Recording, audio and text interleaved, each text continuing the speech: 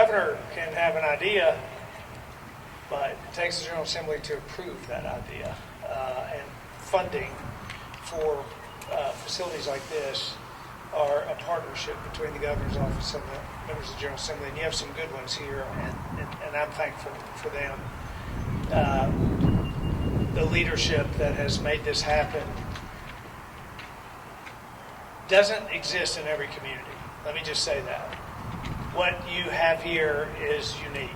And from the day I set foot here 8 or 9 years ago, before I really knew where Boone's Creek was, I realized there was something different about the way the community comes together.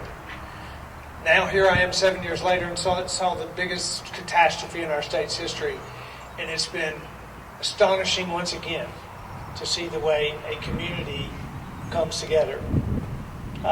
This particular facility and what's happening here is not tragic, it is celebratory. And it is remarkable once again the way you community leaders came together. It's fine what happens at the Capitol. There are good things that come from the work that's done there. But where the real work happens is here.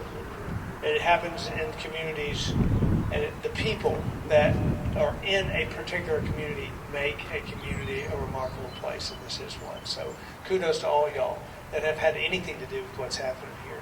Now, I want to say, put my attention toward the students that are here, first and foremost. Like, this is not to get thank yous for all the elected officials and all the county. This is for you. And it's because we need you as a state. You are the leadership of Tennessee going forward. You are the next generation of Upper East. You are the economic engine that will drive the future of our state. And we're in a really good spot in Tennessee. We are, Heath is right, Tennessee's winning. We are the envy of a lot of states. I will be meeting with 17, 18, 19 governors starting tomorrow afternoon to go over issues that states share. And I can just tell you that most of those governors would wish that they had what's going on in our state. We have record numbers of people moving here. Some would argue too many. I would say that's not right. It's not too many. We just have to be smart about how we do it. We have companies from around the globe who are making decisions to invest in Tennessee. And we compete with states all around us for those investments. And they're choosing our state. We're in a really enviable position. It allows us to have a very low tax base for our people. Tennesseans are first, second, or third lowest taxed per capita citizens of all 50 states in this country. We have the lowest debt per capita of all 50 states in this country. We have surplus we balance our budgets. We have a legislature that's committed. We have local mayors and leaders who understand how the state works together with locals. We're in a really good spot in this state. But we need you as the next generation of Tennesseans to move this state forward and to keep her in the place that she's in today. That's why there's an investment in you and in your future right here in this state. When I came into office, I used to run a heat and air conditioning, plumbing, electrical business. Many of you may have heard that.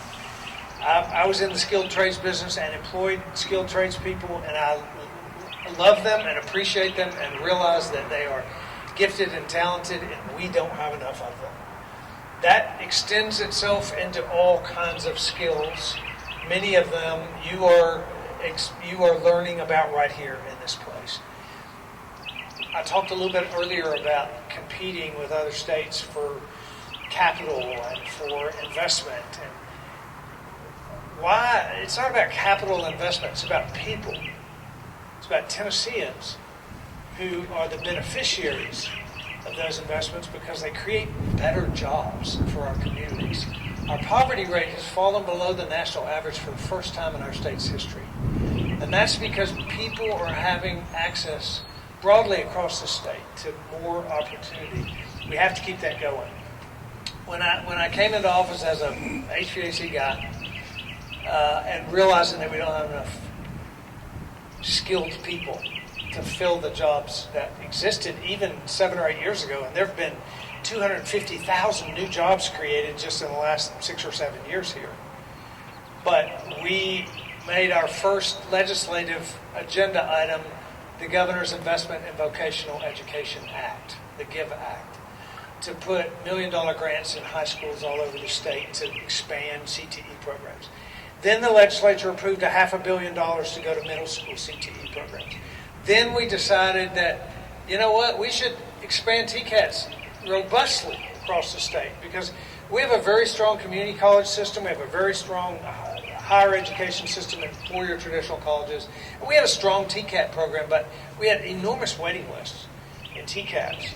And we got young people sitting around the state who want to have access to these skills so they can have access to those good jobs. And we needed to make sure that could happen. So we put $1 billion at the legislature's approval into building facilities like this and equipping them. And partnering with, like Kubota here, that's partnering with this TCAT. It's a public-private partnership. It is a community engagement that comes together to benefit these people sitting on these roads that are these students that are, not only is it going to benefit them, but it is going to benefit the future of our state. Here's what I've learned as I meet with CEOs from Japan to Germany to California, many of which want to move here. What I've learned from those CEOs is the first question they generally will ask us is, do you have the workers? Do you have enough people? If we move our company here, if we make an expansion here, if we decide to commit the capital here, do you have enough people to fill those jobs, and do you have the right kinds of people to fill those jobs? This is why we're going to have those people. This is why we've made such a strong commitment to workforce development across the state, because the state with the workers is going to win, and Tennessee is winning. And this is a continuation of that. Heath, thank you for your continued work here and for your leadership and what is something I'm so proud of.